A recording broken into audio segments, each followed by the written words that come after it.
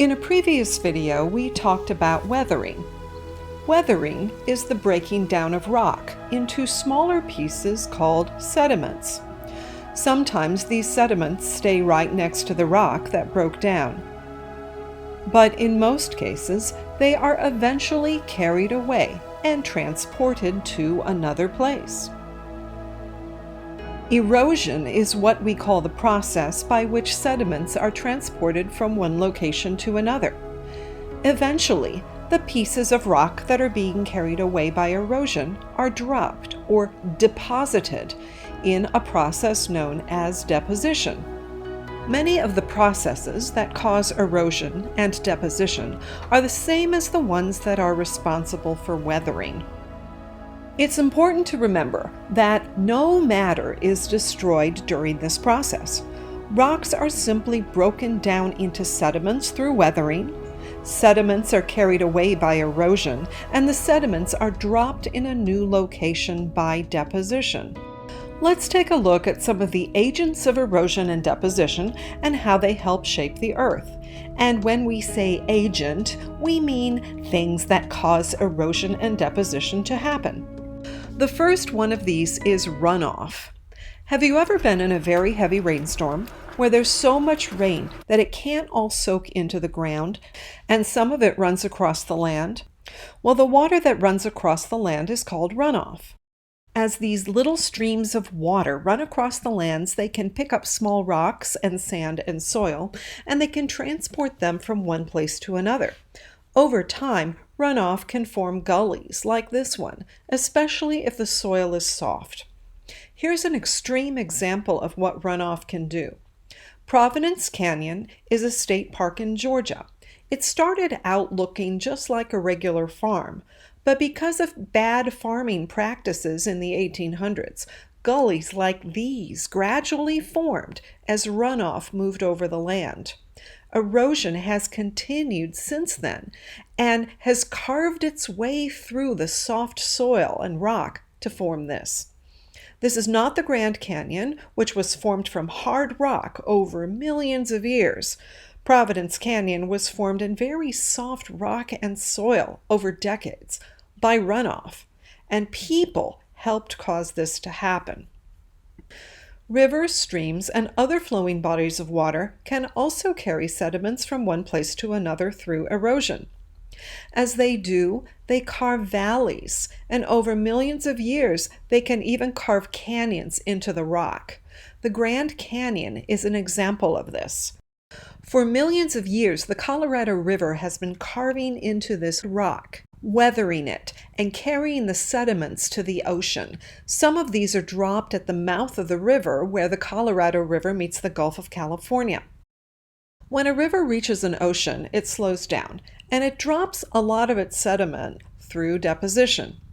This is how deltas are formed. The Nile River Delta in Egypt was formed this way, and so was the Mississippi Delta. Erosion and deposition can affect the shape of a river and make it curve. These curves are called meanders. As a river bends, the speed of the water in the river is not the same on each side. The water towards the outside of the bend moves faster than the water on the inside of the bend. The fast water erodes the land on the outside of the bend, and the slower water on the inside of the bend deposits the sediment. We can see this in this picture. Notice that there's a lot of mud and sand on the inside of the river bend and very little on the outside of the river bend. Over time, the river bends more and more, and the meanders get much more prominent. Underground rivers also carry the sediments that are being formed as caves are made. The caves gradually get larger and larger as sediment is carried off. Ocean waves can also cause erosion. Here are some examples of coastal erosion. The waves move sand away from the beach, and they also cut into the land next to the ocean and break down cliffs. The beaches are gradually worn away. All of this sediment must go somewhere. And just like they can cause erosion, Ocean waves can also cause deposition as they deposit sediments like pebbles and sand along the shorelines in other places to form beaches. Gravity can cause erosion too and pull sediments right down the steep slopes. This can happen slowly or it can happen very quickly, as in this avalanche or this mudslide. The eroded sediment is deposited at the bottom of the hill, and this can be extremely dangerous if you're in the way of it. Waterfalls can also cause erosion and deposition. The rock at the top of the waterfall is eroded, and the sediment is deposited at the bottom of the waterfall. Some of the sediment may also be carried down the river through erosion and deposited elsewhere. Wind can cause both erosion and deposition. As the wind weathers this rock, it also carries away the sediment and it takes it to somewhere else where it deposits it.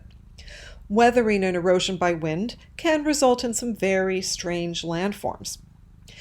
Sand dunes are an example of deposition by wind. Sand dunes are also eroded by the wind, and the wind can deposit the sand on other dunes and cause the dunes to slowly move from place to place. A striking historical example of wind erosion is the Dust Bowl of the 1930s, when huge dust storms rolled across the land. The dust storms were caused by a combination of drought and bad farming practices. Wind eroded the topsoil, blowing it from one place to another. It deposited the dust in large drifts that covered everything in the storm's path. Fortunately, we've developed farming strategies that should help prevent this from happening in the future. Glaciers also cause erosion and deposition. Glaciers form as snow accumulates over time. As a glacier moves downhill, it carries debris with it. Like rivers, glaciers can carve deep valleys into the earth. They can also deposit piles of rock called moraines. And sometimes, when the glacier melts, the water stays in the basin that was eroded and forms a lake. The Great Lakes are a result of melted glaciers. Weathering, erosion, and deposition usually occur over long periods of time. When the Appalachian Mountains were first formed about 450 million years ago, they used to look like this. But over the past 100 million years, weathering, erosion, and deposition have markedly transformed them into the mountains we know today. The Grand Canyon formed over millions of years as well. Weathering, erosion, and deposition can also happen more rapidly, as exemplified by the Dust Bowl, Providence Canyon, avalanches, mudslides, and much of the beach erosion that occurs today. In summary, weathering, erosion, and deposition have been shaping our land over millions of years. In weathering, rocks are broken down into sediments. Erosion carries the sediments from one place to another. Deposition deposits the sediments someplace else. Sediments are not destroyed, they are just moved from one place to another. Some causes of weathering, erosion, and deposition include water, wind, gravity, and glaciers. Human action can also contribute to weathering, erosion, and deposition.